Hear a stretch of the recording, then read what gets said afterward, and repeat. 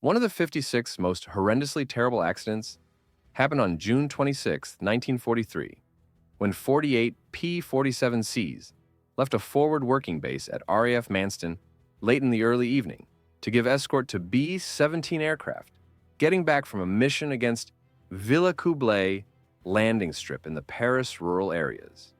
As the P-47s moved toward the meeting point close to manufacturers Les Eaux, they were bounced from a higher place and behind by 16 Focke-Wulf FW-190s of 2nd Gruppe, JG-26. The first pass distributed the Thunderbolts, and Johnson's airplane flying at the back of the 61st Group's arrangement was genuinely harmed by a FW-190 Warrior, which shot 21 20mm gun shells into his fuselage, which ruptured his hydraulic system. The canopy was smashed, a cannon shot left shrapnel in his leg, and a machine gun slug touched the tip of his nose.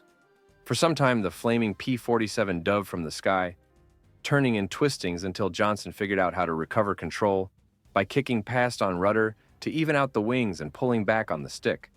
The blazes went out right now also, but burned, and to some extent stunned by hydraulic liquid. Johnson attempted to rescue himself by bailing out, but then his parachute stuck, and the canopy was harmed and would just open around 6 inches. He tried to force the canopy free with no success. After pulling out of the uncontrolled twist, and with the fire unbelievably going out all alone, Johnson set out toward the English Channel, however was blocked by FW-190. The German competitor started pumping bullets into the powerless Thunderbolt.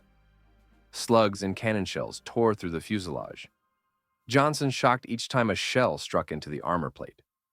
Johnson, on the other hand, hit the rudder pedals to misplace the enemy's aim, making him overshoot, temporarily giving Johnson the upper hand. Johnson shot several rounds before the German looped around to pull up to Johnson's wing. The pilot examined Johnson's plane, then, at that point, shook his head in disappointment, then waved at Johnson before getting back behind him to go after once more. After one more strike of gunfire, the German pilot certainly climbed to Johnson's wing. He waved again prior to moving to make a last assault. The German controlled his rudder to move side to side as he terminated, scattering Johnson wingtip to wingtip. Incapable to counterattack, he moved while under a progression of assaults, and despite the fact that enduring further heavy damage from many 7.92mm bullets, succeeded how to survive until the German ran out of ammo. The German finally pulled up to Johnson's wing. He shook his wings to show respect for Johnson, then, at that point, retreated. His rival was potentially the leader of 3rd JG2, Major Egon Mayer. Be that as it may, this theory stays unconfirmed. Subsequent to landing, Johnson attempted to include the slug openings in his plane, however surrendered after the count passed 200, without moving around the airplane. He additionally saw the 20mm shell that had detonated behind his head cushion and stuck his canopy. One more pilot from the 56th Warrior Unit, Lieutenant Gerald Johnson, related the commitment in an unexpected way. He saw 2 FW-190s pursuing Robert Johnson's airplane, one covering the other. Gerald Johnson destroyed the FW-190 going after Johnson's airplanes, yet didn't find the second aircraft. After Robert Johnson recapped the story to the gathering, Gerald Johnson stayed silent to keep away from ruining his magnificence, yet kept his version recorded in his journal.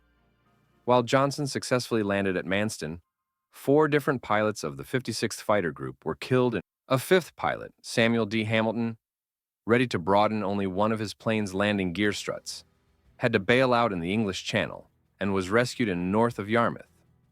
56FG experienced 2 more P-47s, harmed hopeless, 1 Johnson's, and somewhere around 5, all the more seriously harmed against 9 Jagdwaffe, confirmed claims. Johnson endured shrapnel wounds and minor scratches, and wounds to his hands, legs, and faces, and was granted the Purple Heart. He continued flying missions on July 1st. Thanks for watching, and stay tuned for more. Hit the like, share, subscribe button.